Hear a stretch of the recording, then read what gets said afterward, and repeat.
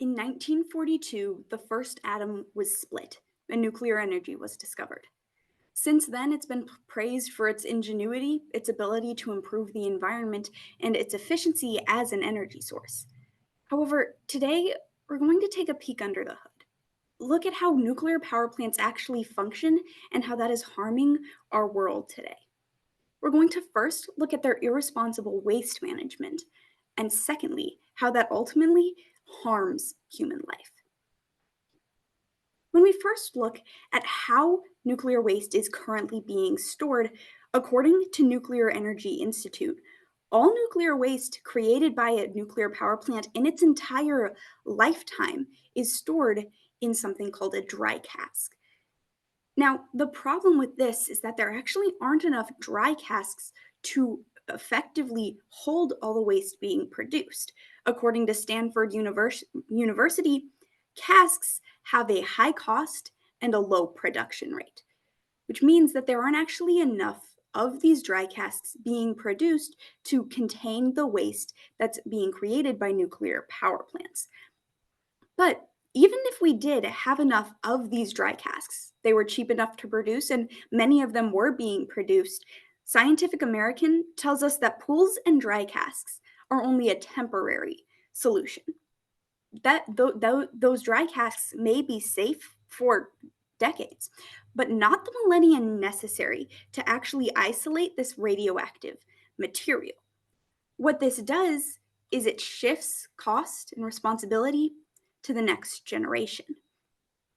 Now, shouldn't there be someone in charge of actually handling this waste and dealing with it effectively? Well, there are. Companies whose job it is to actually clean up the waste have this responsibility, but they aren't doing it. Why? ProPublica tells us it's because they can't actually meet water quality standards. So, what they do is they get these exemptions from the NRC, or the Nuclear Regulatory Commission, which means that this leaks contaminants into the groundwater because they don't actually have to pass these quality standards for the water. So, the waste that they're producing is actually entering the water that we can be drinking. Actually, 84% of nuclear sites have polluted groundwater like this. So ultimately, what this means is that until we have a way to safely process nuclear energy and waste into non radioactive products, there should be no growth in the nuclear power industry, according to the University of Chicago.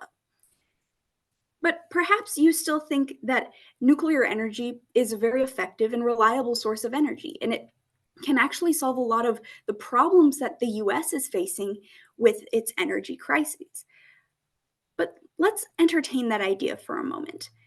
Green America tells us that in order to meet current and future energy needs, the nuclear sector would have to scale up to around 14,500 plants. How many do we have right now? We actually currently have 54 plants commercially operating within the United States. Now, the reason I can't show you an image of what it would look like if we had 14,500 plants operating within the US is because that idea is so unrealistic. There simply isn't one.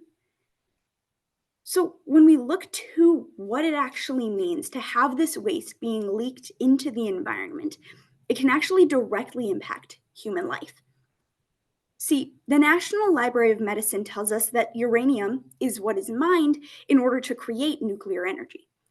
What this does is emit a gas called radon. Radon is responsible for 20% of lung cancer cases in Canada. See, the process of creating nuclear energy within these nuclear power plants can actually be a direct cause of cancer. But even if you aren't breathing in these harmful gases, uranium needs to be mined. And it's being mined in residential and agricultural areas where people live and work.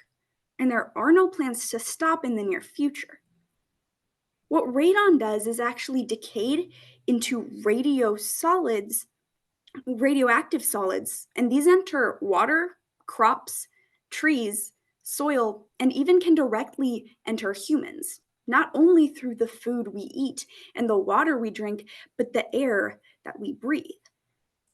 Radioisotopes in the environment will eventually affect the health of everyone, according to the National Library of Medicine. See, here's what I want you to remember from this. We cannot push our problems to the future. We can't simply shirk our responsibility and hope that eventually it'll be taken care of. We can't settle for an inadequate solution, one that isn't actually working. So what I hope I've been able to accomplish today is that we've been able to not push our problems to the future so that they do not become normal. We don't allow this irresponsibility to actually be accepted, and finally, so that we aren't settling for this inadequate solution.